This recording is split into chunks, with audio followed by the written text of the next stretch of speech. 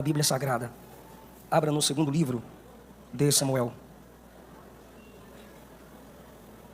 Segundo Samuel, capítulo 16.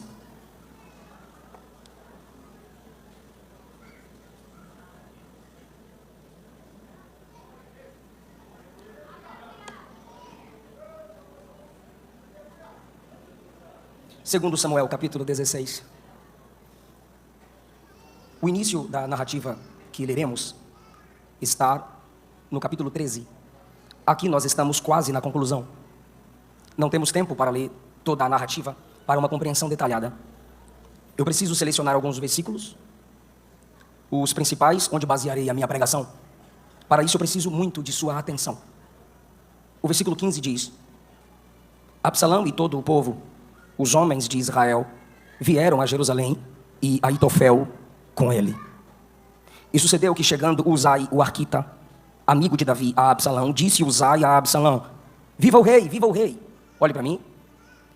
Com todos os homens chegou um homem chamado Aitofel. Logo após chegou um outro homem chamado Uzai. São dois conselheiros. Porém Absalão disse a Uzai: É esta a tua beneficência para com teu amigo? Por que não foste com teu amigo?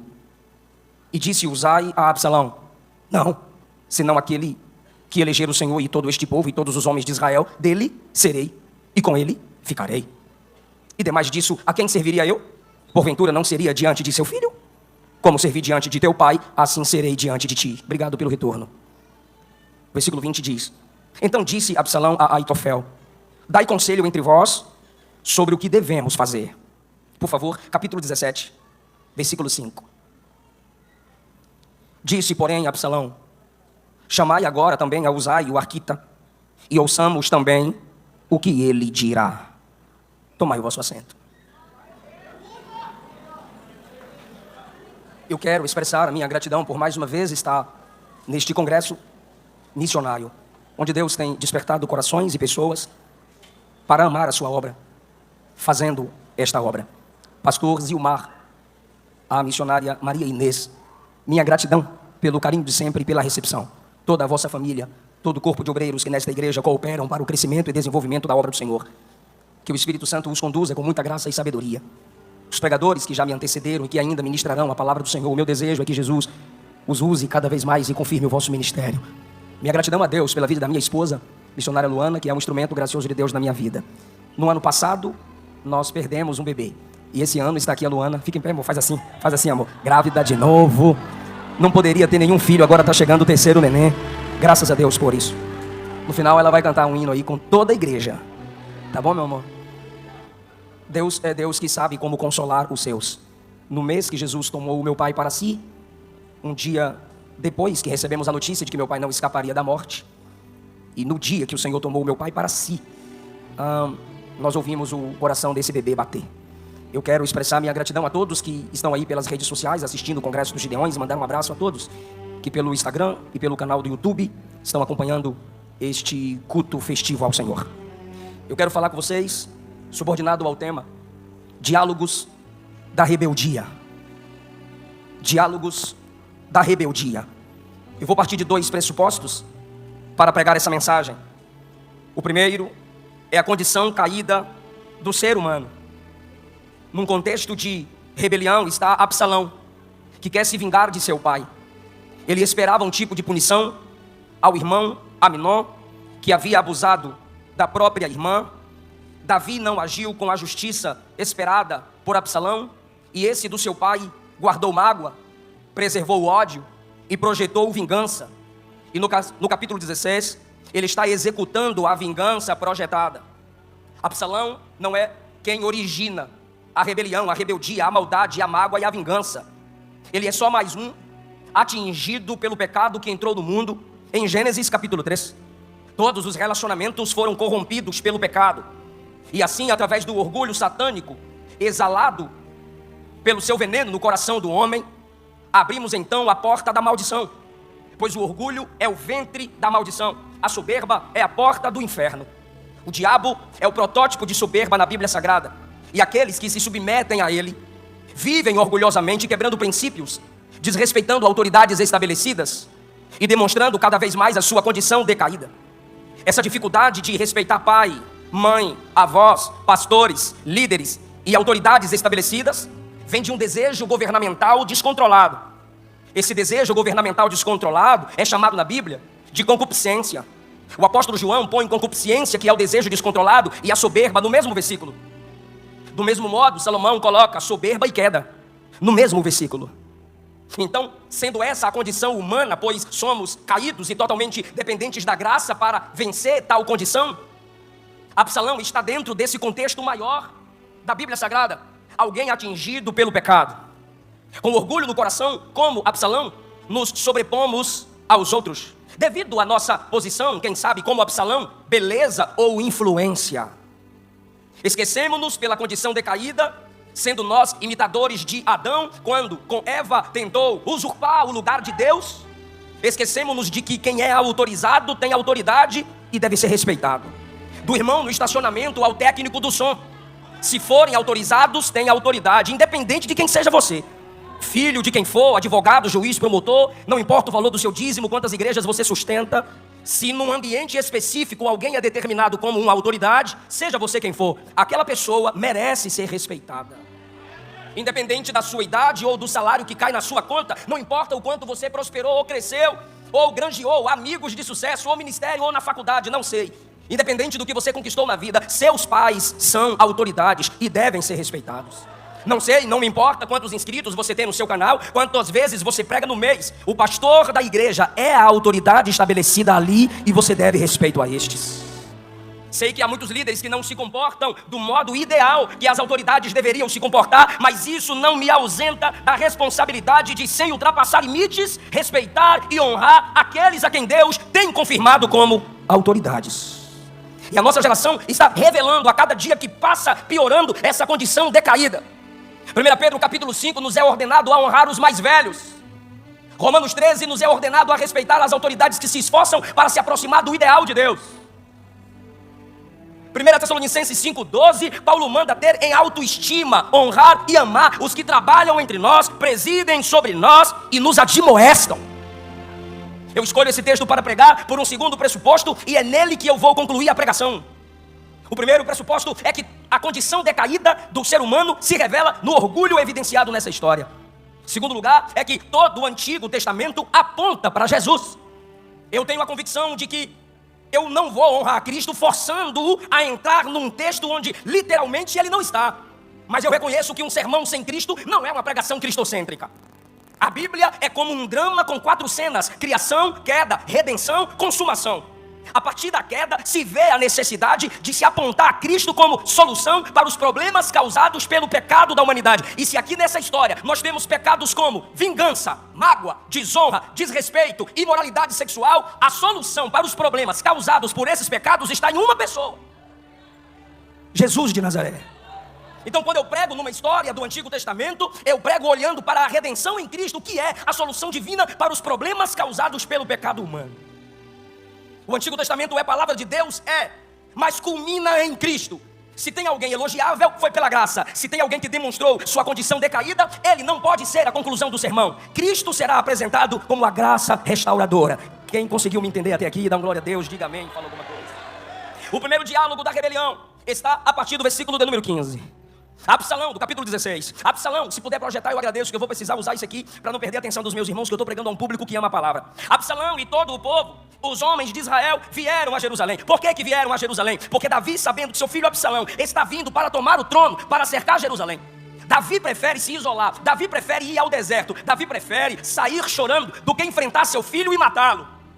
Absalão então chega, no seu plano era cercar Davi imediatamente. E agora, quando ele chega, Davi já escapou. E o texto diz, todo o povo e os homens de Israel estão com ele. Ele sabia se comunicar, ele sabia atrair as pessoas para si. E agora, quando ele chega, versículo 16, Aitofel já tinha chegado com ele no 15. E no 16 chega Uzai, o arquita, que é chamado de amigo de Davi. Quando Uzai, amigo de Davi, se aproxima de Absalão, ele lhe dá a saudação comum diante de um rei: viva o rei! Viva o rei! Porém, Absalão olha para Uzai e diz: é esta tua beneficência para com o teu amigo? O versículo 15, preste atenção nisso por favor, diz que quando ele chega, ele vem acompanhado por Aitofel. O 16 diz que chega Uzai, amigo de Davi. sendo Uzai amigo de Davi, no versículo 16, Absalão, que está com plano de assumir o reino do pai e matar o pai, olha para Uzai, que é amigo do pai, e pergunta: por que você não foi com teu amigo? No diálogo da rebelião está a negação da autoridade que o inspirou, que o ensinou e o fez crescer. Perceba que ele não pergunta para Uzai: tu não és amigo do meu pai? Por que você não foi com meu pai? Óbvio, ele está assumindo o reino, ele está tomando o trono, ele desconfia de tudo e todos. Mas ele não chama Davi de pai. Ele olha para Uzai e pergunta: cadê sua beneficência com seu amigo? Por que você não foi com seu amigo? Agora veja que ele está negando a paternidade. Ele não chama o pai de pai e nem cita o nome do pai. O diálogo da rebelião se inicia na negação da autoridade estabelecida sobre ele, na negação de quem o inspirou, negação de quem o ajudou a chegar onde chegou, o cancelamento público de uma comunhão estabelecida entre pai e filho, pastor e líder. Mas veja a resposta de Uzai para ele: não, eu serei beneficente e serei amigo de todo aquele que o Senhor eleger. Olha a resposta no 19: não estou eu diante do filho de Davi? E como eu servi seu pai, serei diante de ti. Enquanto ele nega que Davi é pai, Uzai diz: Davi é o seu pai. Como Pedro negou Cristo, como Absalão nega seu próprio pai, pessoas magoadas, pessoas revoltadas, pessoas vingativas vão abrindo mão de suas lideranças, vão abrindo mão daqueles que lhes inspiram, e eles se comportam com tanta mágoa, como se eles mesmos fossem a causa do que conquistaram, como se eles mesmos chegaram onde chegaram por si próprio, como se não dependessem de ninguém. Com mágoa do pai, por um breve tempo, ele toma o trono do pai, ele toma o povo do pai, mas ele nega a história do pai, ele oculta o nome do pai. Veja como isso pode ser crucial em machucar o coração de um líder, de um pastor. Atos capítulo 20, versículo 30, Paulo está num sermão de despedida, e ele diz assim no versículo 30, Atos 20: saibam que entre vocês mesmos se levantarão homens que falarão coisas perversas para atraírem discípulos após si. Portanto, vigiai, lembrando-vos, é Paulo dizendo: não se esqueçam, se lembrem que durante 3 anos eu não cessei, noite e dia, de admoestar vocês com lágrimas. Quando a soberba entra no coração de um liderado, quando a soberba entra no coração de um líder, uma das primeiras ações de Satanás é fazer tal pessoa se esquecer dos conselhos e das mensagens do seu líder. E essa mágoa se torna uma borracha a apagar os princípios ensinados pelos pais, os princípios ensinados pelos avós, os princípios ensinados pelos pastores. 1 Coríntios capítulo 4, versículo 17, Paulo disse: por esta causa vos mandei Timóteo, que é meu filho amado e fiel no Senhor, o qual vos lembrará os meus caminhos em Cristo. Paulo está dizendo: vocês que eu ganhei para Jesus, vocês que eu tenho discipulado, vocês que eu tanto cuidei, não se esqueça do que vos ensinei. Para tirar Davi do coração das pessoas, pois já estava fora do coração dele, Absalão se antecipava às pessoas e diziam: Davi não vai conseguir resolver o problema de vocês, deixa comigo que eu resolvo. Ele estava assim, criando a sua própria congregação, a semelhança de pastores propagandistas, que vivem se rebelando, cheios de ira, cheios de ódio, cheios de vingança, e prometem que sua igreja é um pedacinho do céu, mas na realidade é uma antessala do inferno, porque quem pastoreia ali é o imitador de Satanás, rebelde, revoltado e vingativo. Ele olha para Uzai e não considera seu pai, que é velho. Absalão, o novo e forte, desonrando Davi, o velho cansado. Absalão, o filho, desonrando o pai. Absalão, o liderado, desonrando o líder, anulando a autoridade paternal e influente de seu líder. Criticamos, rimos, zombamos das falas mal expressadas dos nossos anciãos cansados. E só estão tão cansados por terem tanto dado a vida para que o evangelho chegasse onde chegou. E uma fala mal expressada, mal colocada, faz com que essa juventude que ainda está no berço do ministério se achem dignos de criticar homens que já deram a vida pelo ministério. Querido, enquanto você estava na fralda, esses anciãos estavam servindo ceia para seus pais, ceia para seus avós. Como você construirá a sua própria história se você não é capaz de respeitar a história de quem já viveu o seu futuro?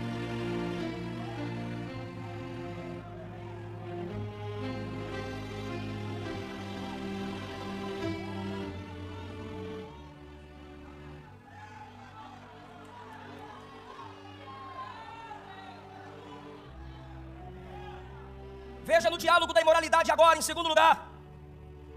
Versículo 20. Então disse Absalão a Aitofel. Lembrem-se que ele acabou de escutar o primeiro conselheiro, Uzai. Agora ele não se contenta em escutar o conselheiro Uzai. Ele diz: eu preciso ouvir Aitofel. Ele olha para Aitofel e, querendo construir mais um diálogo de rebeldia, mais um diálogo de deslealdade, ele diz a Aitofel: e aí, me aconselhe, o que a gente deve fazer? Aí Aitofel vai aconselhá-lo dizendo no versículo 21: se deita com as concubinas de teu pai, e assim todo Israel ouvirá que você está aborrecível para com seu pai, e eles fortalecerão as mãos, e todos aqueles que estão contigo te apoiarão. Olha esse diálogo da soberba, do orgulho e da rebelião. Quer ganhar o apoio da massa? Olhe para mim, por favor. Eu sei que não é uma história tão contada. Se não é fácil para mim contar, vai ser difícil também se você não prestar atenção e entender. O segundo diálogo da rebeldia é esse. Quer o apoio das massas para tomar o trono de seu pai? Quero. Quer ver o Israel inteiro te aplaudir? Quero. Quer ver Israel te abraçar? Quero. Cometa imoralidade sexual.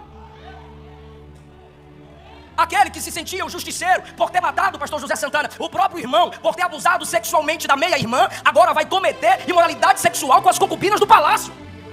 Você não matou Aminon por ter abusado sexualmente de uma moça? Sim. E agora você vai fazer o quê? Vou abusar das concubinas do palácio. Vou abusar sexualmente delas. Pra quê? É isso que é assustador. Pra quê? Pra ganhar o apoio das massas.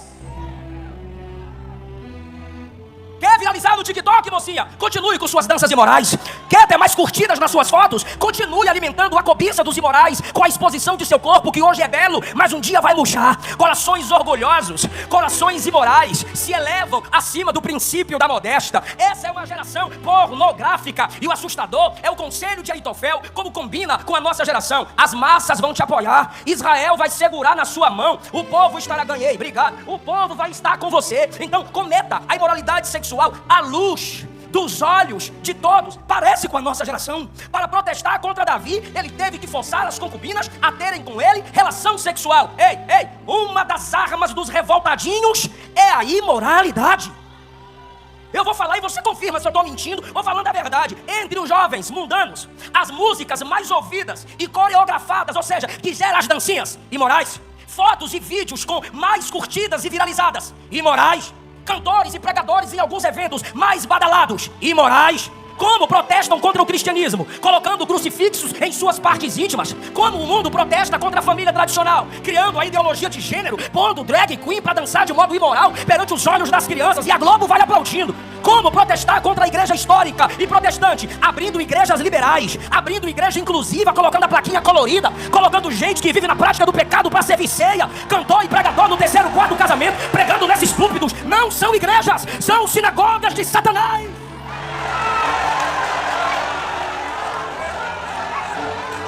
É um amontoado de pessoas que não nasceram de novo e querem brincar com o nome do Evangelho de Cristo. E para que tanta imoralidade, irmãos? Para minar a autoridade da igreja. Eu tenho 3 respostas para 3 classes de pessoas. E eu vou ver quem é de Bíblia agora. A primeira classe é aquela que é formada por aqueles que defendem os rebeldes, desrespeitosos e imorais. A minha resposta para você está em Romanos 1:32. É digno de morte quem é imoral e aprova as imoralidades. A minha segunda resposta é para a segunda classe, que usa texto isolado para fugir da responsabilidade de pregar e se acovardar. Mateus 24, pastor, está escrito que a iniquidade de muitos, que a iniquidade vai se multiplicar e o amor de muitos vai se esfriar, pastor. Para de uma polêmica, pastor. Ó, pastorzinho, 2 Timóteo 3 diz que nos últimos tempos, pastorzinho, viriam tempos trabalhosos. Então lá vai a resposta. Joel 2 e Atos 2. E acontecerá que nos últimos dias derramarei do meu espírito sobre toda a carne. Vossos filhos e vossas filhas profetizarão. Tem gente que não entendeu. Se é nos últimos tempos que o inferno fala de lá pra cá, é nesse tempo que a igreja vai falar daqui pra lá, porque ela tem a autoridade da palavra.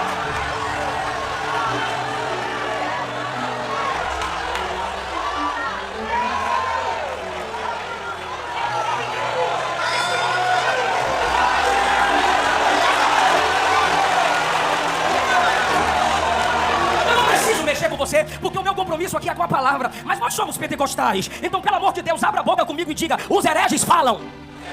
Abra a boca, tá com medo de quê? Diga: os hereges falam. Os falsos profetas falam. Diga: a turma colorida fala. As seitas falam. Teólogos liberais falam.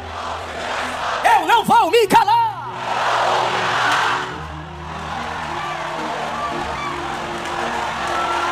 Você tira a presença presença de Jesus nessa palavra. Na história de Israel tem Davi que em fraqueza adulterou, tem Aminon estuprador, tem Absalão abusador, tem Sansão que se prostitui, mas tem Natã que confronta, tem Eliasá que crava com a lança os imorais, e tem Jeremias que denuncia, e tem João Batista que diz: devolve a mulher do teu próximo. Eu quero saber se ainda tem profeta nessa geração.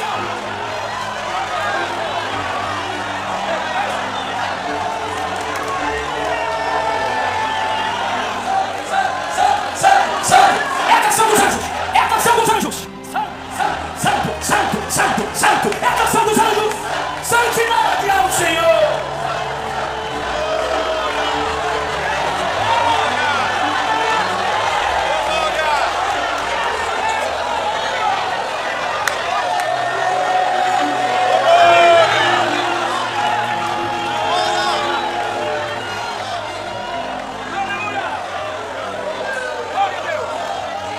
Os diálogos da rebeldia. Pastor José. Os pastores são desprezados. Os anciãos são zombados. No diálogo da rebeldia, a imoralidade sexual é supervalorizada com o apoio das massas. Em terceiro lugar, no diálogo da rebeldia, as palavras dos homens são colocadas no mesmo nível da palavra de Deus. Versículo 23 do capítulo 16. E era o conselho de Aitofel que aconselhava naqueles dias como se a palavra de Deus se consultara. Por que que Absalão que ouvia Aitofel? Porque o cabra era bom. Marcelo Dias, Fabiano, o cabra era bom. Ele era tão bom no aconselhamento que Absalão disse: eu quero ouvir Aitofel, porque quando ele fala é no mesmo nível da palavra. E é assustador o versículo 23. Vou pedir de novo, dá para projetar? Eu sei que tem muita dificuldade num congresso como esse, mas se possível vai me ajudar muito. Versículo 23, porque tem crente que presta mais atenção olhando o pregador do que acompanhando o texto. Entende mais. Versículo 23, era o conselho de Aitofel que se aconselhava naqueles dias. Era um reconhecimento social e público, como se a palavra de Deus se consultara. Tal era todo o conselho de Aitofel. Assim, agora que é assustador, assim para com Davi, como para com Absalão. Absalão olhou e disse: se meu pai diz que quando Aitofel fala é como se a palavra de Deus está sendo falada, então para mim será a mesma coisa. Então por que para o público lá embaixo a palavra de Aitofel tem o mesmo nível da palavra de Deus? Porque o líder Davi considera assim. É daqui que se nasce os abusadores da fé, os abusos da autoridade. Porque se pensa que pelo domínio das massas, influência histórica, até no gravata, a Bíblia grande na mão, quando eu falo, é como se a palavra de Deus estivesse sendo falada, e não é. Isso é coisa de seita. Seitas colocam o livro da profetisa no mesmo nível das escrituras. Coloca as visões de seus profetas no mesmo nível das escrituras. Adventismo, mormons, catolicismo, coloca a tradição no mesmo nível da palavra de Deus. Isso é seita. Palavra de homem algum, palavra de igreja alguma, nenhuma influência humana tem a mesma autoridade das escrituras. A sua palavra permanece no céu. A autoridade pastoral na fala está onde? Aqui. O pastor só tem autoridade se o que ele fala está aqui. A pregação evangelística só tem autoridade se estiver baseada aqui. Se esse livro, em qualquer ambiente, estiver abaixo de todos os livros, não se entristeça. É porque o livro é a base de toda a sabedoria. Se esse livro estiver no meio de todos os livros, não se entristeça, ele é o centro da sabedoria. E se esse livro estiver acima de todos os livros, pode se alegrar, porque a sabedoria desse livro está acima da sabedoria de qualquer outro tipo de conhecimento. Não coloque palavra de profeta nenhum no mesmo nível das escrituras. Por que na igreja de quem usa demais o dom de profecia faltam mestres? Porque lá, mestre não tem espaço para abrir as escrituras e verificar a profecia.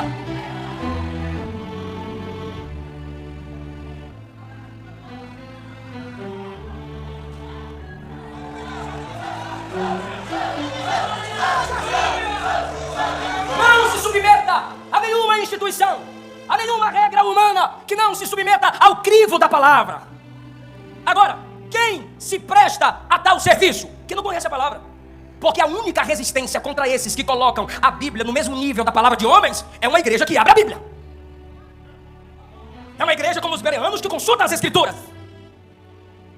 Agora vejamos. Aitofel vai concluir o seu conselho no capítulo 17, para eu caminhar para a conclusão. Disse mais Aitofel a Absalão: deixa-me escolher 12.000 homens e me levantarei e seguirei após Davi esta noite. Olha o que ele está dizendo. Quem está me ouvindo? Você quer matar Davi, Absalão? Quero. Você quer assumir o reino? Quero. Olhe para mim. Eu tenho acesso a 12 mil homens agora. Eu sou amigo de Davi. Eu levo os 12 mil homens. Eu chego lá. Sendo amigo de Davi, eu mato Davi. E não adianta para onde ele tentar fugir. Olha o versículo 2 agora. Davi está cansado. Capítulo 17, versículo 2. Fraco das mãos. E é verdade. Eu o espantarei. Fugirá todo o povo que está com ele. Eu ferirei o rei só. Eu ferirei o rei. Absalão, você não vai precisar manchar suas mãos. Irmão, por favor. Esse conselho é top. É o conselho top. Para quem quer matar o pai, assumir o trono, é o conselho top. Ó, eu sou amigo dele. Eu vou chegar com um exército de 12 mil homens e eu falo assim, ó, Davi, é o Fefel. Ô, meu amigo, chega aí. Quando eu abraçá-lo, eu pego a espada aqui, ó. Eu mato ele pra tu. Ó, o trono é teu. Olha o que Aitofel continua dizendo. Farei tornar a ti todo o povo, pois o homem, Davi, a quem tu buscas, é como se tornassem todos. O que ele está dizendo é, todos que são seus inimigos calariam, parariam de ser contra ti se a gente matar Davi. Então, de uma vez só, eu acabo com todos os seus problemas.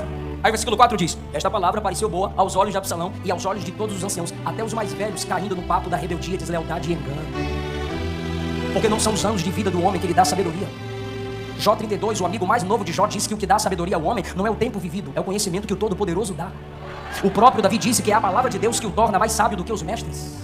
Os anciãos estão concordando com o conselho de Aitofel e Absalão quer rapidamente vencer o pai e assumir o trono. É boa, legal essa palavra, ó, muito top. Só que de repente, eu vou fazer uma pergunta para quem conhece o todo da Bíblia e por favor não me decepcione. Quem está no controle de todas as coisas?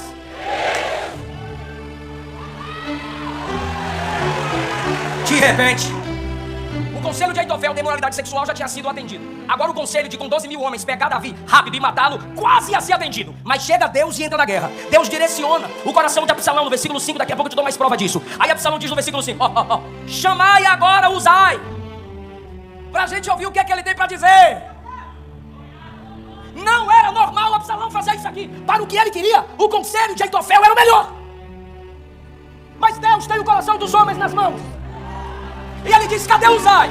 Acabamos de conversar nesse instante, chama ele aí rapidinho. Aí lá vem Uzai. Pois não, meu senhor. Aí Absalão diz, Aitofel disse isso, isso, isso. O que é que tu me diz no versículo 6? Aí Uzai diz a Absalão no versículo 7. Desta vez o conselho de Aitofel não foi bom, não. Eu sei que ele é bom, mas desta vez não foi legal, não. Aí Absalão, quem tá no controle? Continua aí, nesse fogo, muito bem. Aí Uzai disse, ó Uzai, versículo 8, versículo 8, versículo 8, versículo 8, versículo 8, versículo 8, meu Deus. Versículo 8, 8, tá aí. 8, disse mais Uzai, agora, lembra, vota. Ó, o 17:2, depois a Luana faz o pix. Olha o que Aitofel diz, tá cansado, frouxo das mãos, facinho de ser espantado. O bichinho tá fraco, é só eu chegar, porque Davi é fraco. Olha como ele desonra a liderança no diálogo. Aí veio Uzai agora, 8, Uzai, 8. Disse Uzai, tu conhece teu pai e os homens que estão com ele, que são valorosos, estão com o espírito amargurado como ursa no campo, roubada dos cachorros. Agora, e teu pai é homem de quê? Entre os desleais, Deus levanta um amigo de verdade, irmão. Rapaz, tu respeita teu pai. Quantas batalhas já venceu, quantos inimigos já derrotou. Se eu fosse tu, rapaz, vou perguntar pra quem tá ligado, quem tá no controle.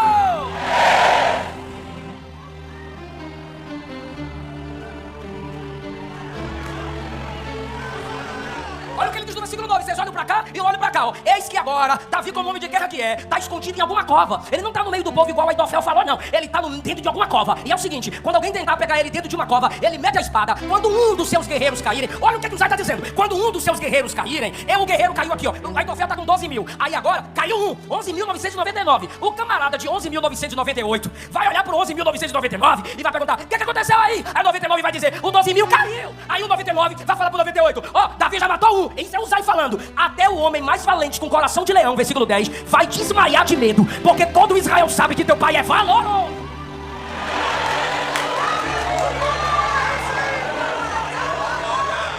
Ei, se eu tô me revelando. Aí alguém diz assim, é fácil. A mensagem dele é ruim, a igreja dele é fraca, aquele setor ali é top, e os empresários tá tudo com tu, e tu sabe os podres dele tudo, então é rápido, é Aitofel. Aí vem o Uzai cá e diz assim, rapaz, ele é top, ele é guerreiro, ele é experiente, tem muita gente com ele não cai fácil não. Eu olharia pro Uzai e diria, cai fora, velho. Eu tô querendo o trono e tu dizendo de Ismael. Vaza! Prefiro Aitofel. Olha ainda o que o Uzai vai falar. Projeta. O 11. Ó, o 11. Eu, porém, aconselho. Aitofel aconselhou. Agora é Uzai. O conselho que eu te dou é o seguinte: com toda a pressa, ajude a ti todo Israel, desde Dan até Beceba. Olha só se não é mais fácil o conselho de Aitofel. Aitofel diz: eu já tenho 12 mil, eu vou lá agora à noite e eu mato Davi pra tu. Aí o Uzai diz assim: não, 12 mil não, Davi é o cara, rapaz. Fala o seguinte: chame todo Israel, todinho, tudão. Chama todo Israel, de porta em porta, um por um, e traga uma multidão como a areia do mar. E tu mesmo em pessoa vá pra matar teu pai. Eu diria: cai fora, barão. Perceba que Aitofel disse: eu mato ele pra você. Uzai diz: vai tu. Vou perguntar só pra quem tá ligado: qual conselho era mais fácil assim seguir? Você é o povo inteligente. Vou perguntar pra provar no texto. Quem tá no controle? 14. Então disse Absalão e todos os homens: melhor é o conselho de Uzai do que o conselho de Aitofel. Conclusão: quem tá no controle? Deus. Porém, assim o Senhor o ordenara para aniquilar o bom conselho de Aitofel. Não era o conselho de Uzai que era top. Era Deus dizendo: esquece o conselho de Aitofel e presta atenção no conselho de Uzai. Aí ele olha para Aitofel e diz: não quero o seu conselho, eu quero o conselho de Uzai. Era Deus dizendo. Era Deus dizendo: agora a guerra.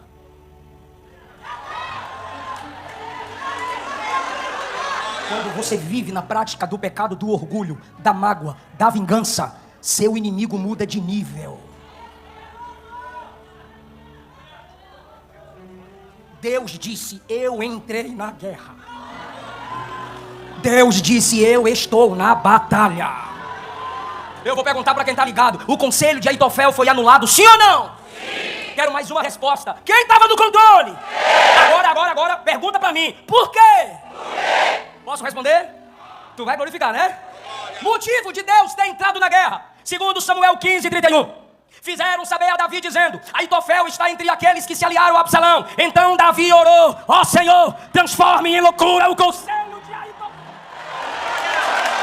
Pastor, eu não entendi. Cuidado, tem gente se rebelando contra quem tem depósito de oração no céu. Você pode estar se levantando contra alguém que antes que você chegasse onde chegou, já estava de joelhos.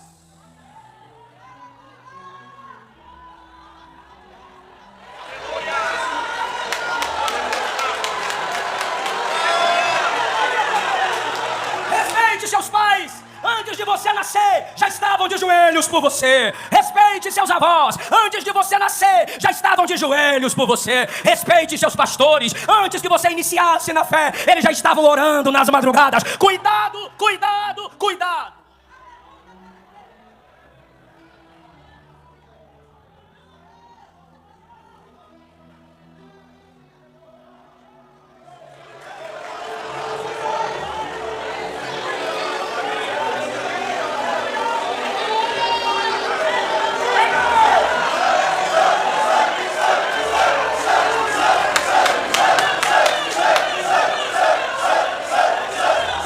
Pais, levantem as mãos.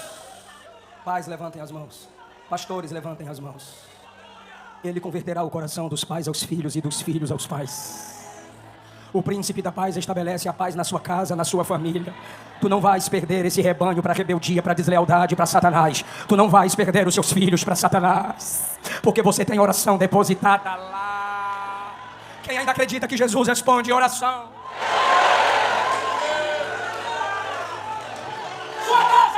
De oração, Deus anula o conselho de Aitofel.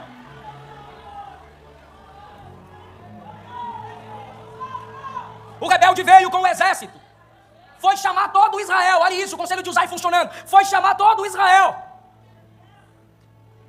A loucura do conselho de Uzai foi mais sábia do que a sabedoria do conselho de Aitofel, porque com Deus é assim: a loucura de Deus é mais sábia que a sabedoria humana. E enquanto o exército, escute isso, de Absalão está de porta em porta, chamando as pessoas e qualquer tipo de gente, sem nenhum treinamento para a guerra, deu tempo para usar e mandar o recado para Davi. E Davi correr e preparar um exército para a batalha. Absalão conseguiu todo tipo de gente, mas demorou. Porque Deus direcionou o coração dele para seguir o conselho de Uzai, que iria atrasar seu plano para acelerar Davi na fuga. Aí os exércitos de Davi e Absalão se encontram. Quem me ouve? Se encontram. Quando se encontram, escute isso, o exército de Absalão começa a perder a guerra. Aí ele pega a mula. Então saiu o barulho, porque eu já andei muito de jegue, de mula. Capítulo 18, versículo 9. E Absalão ia montado no mulo e entrando debaixo da espessura de uns ramos de grande carvalho. Ele era cabeludão, ele tinha uma juba. Ele era bonitão. E aquilo, seu cabelo, era o item de seu orgulho. Me ajuda. O cabelo era o item de seu orgulho. Ele pesava o seu cabelo assim, botava na balança, 2 quilos de cabelo. Aí cortava uma vez ao ano, que era símbolo de força, virilidade. E agora ele está fugindo do exército de Davi. Chega de repente debaixo de um carvalho. O carvalho vê aqueles cabelão subindo e diz: olha. Quando ele passa debaixo da árvore, os galhos, vem cá, vai pra onde? Aí pega os cabelos, irmão. A mula passa, e ele fica aqui, roda. Roda. Tava tentando fugir, mas a natureza, a criação de Deus disse: eu te pego, vem cá.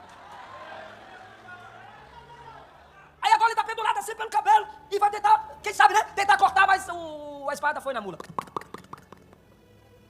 De repente alguém o viu e disse: Jobe, oi, Absalão, tá ali, ó, pendurado assim pelo cabelo, rodando pra lá e pra cá. Aí Jobe disse: tu não matou não? O cara disse: não, é filho de Davi, Davi falou que não é pra matar. Aí Jobe pegou 3 dardos, 1, 2, 3, e o acertou. Os jovens ali ao redor foram lá verificar. Tome-lhe.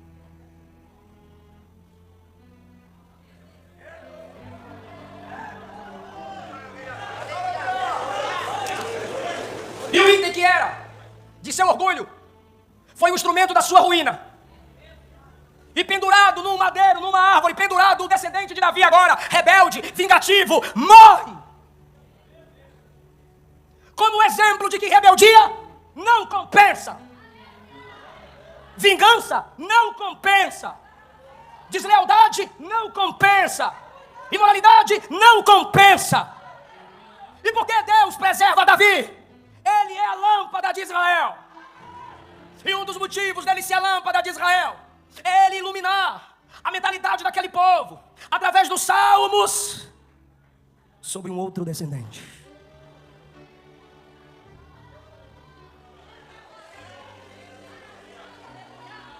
E no Salmo 22, Davi apresenta a cruz de um outro descendente. No Salmo 23, se apresenta o bom pastor, que é o outro descendente. No Salmo 24, se apresenta a entrada na glória do outro descendente. Ainda bem que Davi não teve só um descendente que morreu pendurado. Tem outro descendente de Davi que morreu pendurado no madeiro. Só que Absalão, descendente de Davi, morreu pendurado com ódio. Jesus, o perfeito descendente de Davi, morreu pendurado numa cruz por amor. Absalão, o descendente de Davi, o primeiro pendurado, morreu tentando tirar o trono do pai. O outro descendente perfeito de Davi, que é Jesus, morreu para nos tirar da escravidão e nos fazer reinar com o pai. O descendente de Davi, Absalão, morreu pendurado dizendo: eu odeio, eu não perdoo. Mas o outro descendente de Davi, Jesus, morreu dizendo: pai, perdoa. Se o descendente de Davi, Jesus de Nazaré, não morre, todos nós morreríamos no pecado de Absalão. Vou repetir. Se Jesus, o descendente de Davi, não morresse pendurado em nosso lugar, todos nós morreríamos no mesmo pecado de Absalão. Porque não há ninguém aqui que nunca tenha se rebelado. Não há ninguém aqui que nunca tenha quebrado o princípio de autoridade. Não há ninguém aqui que nunca tenha tido desejo de vingança. Não há ninguém aqui que nunca tenha cometido o pecado da ira, da raiva. Mas o descendente de Davi morreu a sua morte para você viver a vida dele. E a mensagem conclui aqui. Se tem um descendente de Davi que te acusa por você ser igual a ele em rebeldia, ignorância, violência, vingança e mágoa, tem um outro descendente de Davi que está dizendo: eu derramei o sangue na cruz do Calvário para te purificar da ira, da mágoa, Filma o meu rosto aqui para a internet, para o Instagram. Onde é que é? É lá ou aqui? É aqui. O outro descendente de Davi que morreu na cruz do Calvário, ele não apenas perdoa a sua ira, não apenas perdoa a sua mágoa, não apenas perdoa seu desejo de vingança, não apenas perdoa a sua rebeldia. O filho de Davi perfeito que é Cristo, além de te perdoar, ele te lava, ele te purifica, ele te restaura e ele tira de você esse caráter de Caim, ele tira de você esse interior de Absalão, ele tira de você essa mágoa e ira e deslealdade de Judas e forma em você, pelo poder do Espírito Santo, o caráter de Cristo. Oh, filho de Davi, quem pode, agora eu vou pedir, quem pode levantar a mão e adorar o descendente de Davi, que reina para sempre? Maria, eis que tu conceberás e dará à luz a um filho, e lhe porás o nome de Jesus. Ele será grande, será chamado Filho do Altíssimo, e o Senhor Deus lhe dará o trono de Davi, e ele reinará para todo sempre. Todas as nossas rebeldias, todas as nossas iras, todas as nossas imoralidades, todas as nossas vinganças podem ser apagadas pela fé no sacrifício do filho de Davi.